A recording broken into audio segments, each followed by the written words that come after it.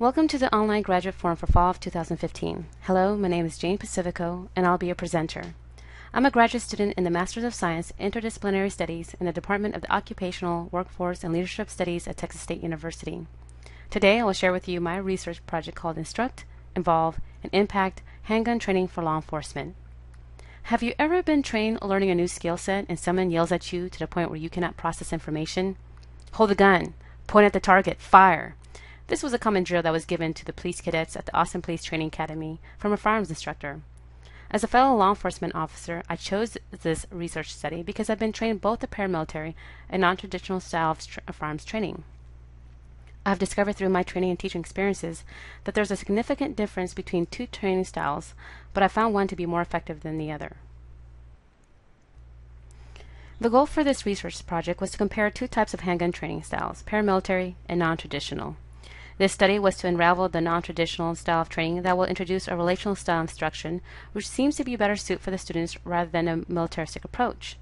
The research study was conducted at the Austin Police Department. The participants were Austin police officers who were both trained using paramilitary and non-traditional handgun training styles. Here are the objectives that were met in this research study. Determined stress levels increased during paramilitary style of training. Determined paramilitary style of training better prepared students for lethal encounters. Determined non-traditional style of training improved their accuracy. Determined non-traditional style better prepared students for their annual firearms qualification course. And then lastly, identified non-traditional style of training was better suited for the students. The need for this research is to demonstrate that the non-traditional style of training benefited both men and women, will take less time, and the students can achieve better results. The research design and method was through the use of anonymous questionnaire survey, which data was collected through a quantitative approach to determine students' feedback from both paramilitary and non-traditional of training.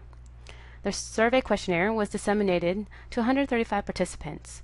Of the 135 participants, 34 responded. The 34 participants included 16 males and 18 females with different ethnic backgrounds, age, educational levels, ranking status, and years of service on the police force. The survey questionnaire focused in 4 areas: stress level, improved accuracy, prepared for lethal encounter, and annual qualification course. So what's the difference between paramilitary and non-traditional? Paramilitary adopted the 1940s Army Marksmanship 7 principles: sight picture, sight alignment, trigger control, grip, stance, breathe, and follow through. Paramilitary style incorporated the Army Marksmanship 7, but this type of method was mostly taught for rifle training. Teaching a large group of students with this type of handgun training can create confusion, overwhelming amount of instruction, and stress for the students. This type of training method becomes one-directional. Therefore, students are less inclined to request help because of the larger class size, which does not allow for a dual feedback from both the instructor and the student. To promote a student-oriented learning environment, the non-traditional approach teaches a group of students of 1 to 7 student-to-teacher ratio. The introduction of a non-traditional approach promotes a relational style instruction. This relational style encourages an open communication line between instructors and their students, which integrates a two-way communication exchange. Non-traditional style of training emphasizes 4 of the Army Marksmanship 7 principles, such as sight picture, trigger control, stance, and grip. Paramilitary style of training teaches students how to shoot, whereas non-traditional style teaches students the whys behind the how, ensuring a greater level of comprehension. I found 3 literature highlights that were related to my research style of instruct, involve, and impact. See, handgun training goes beyond learning the basic fundamentals. That's why it's important students learn the process of shooting. Serino stated it best. He said that they must teach people what it takes to hit, as well as why they miss. Students should be involved in the learning process, which Nelkin posed. He said it can be difficult to get to know students in a short course, which makes it all more important to involve participants in the process. Then lastly, the environment should be conducive to learning, as Nowicki suggested. He said, when the agencies offer highly motivated instructors, this will produce a student-centered learning atmosphere that will facilitate a positive learning environment for the students. An unfortunate reality that also prompted me to pursue this research study was learning about the daily occurrences of police officers that were killed in the line of duty.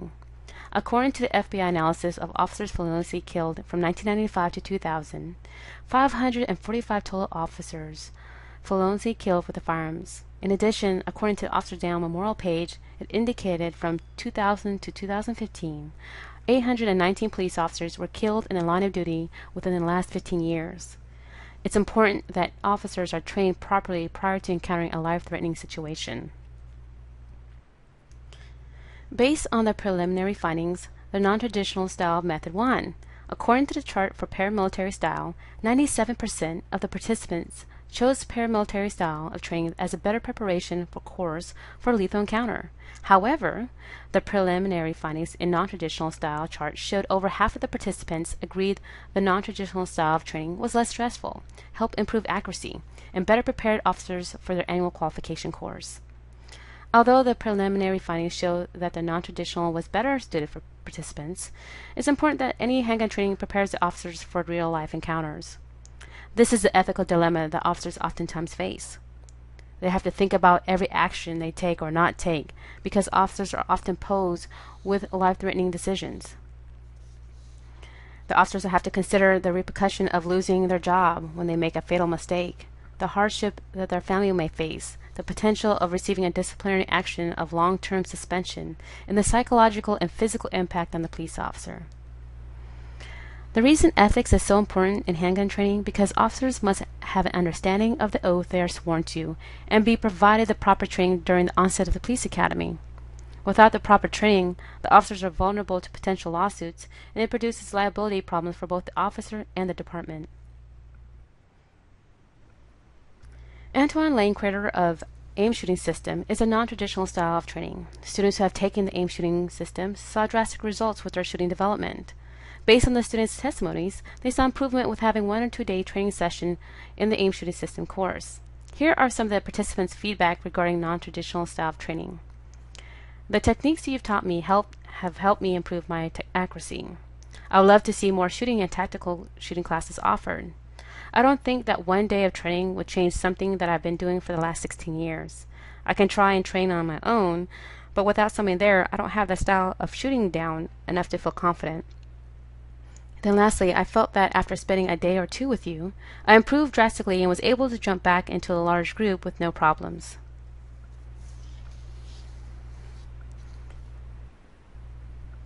Law enforcement agencies should endorse firearms education that explores other avenues that will promote student shooting development. Firearms instructors should empower their students to achieve their shooting potential and not create undue stress for their students. When firearms instructors yell at their students, especially during a handgun training, this causes more harm than good. Learning is interrupted, instruction is lost, all of which makes for a tenuous learning environment. Implementing a new handgun training style has its challenges, and it cannot be done without the support of the upper echelon within the police department.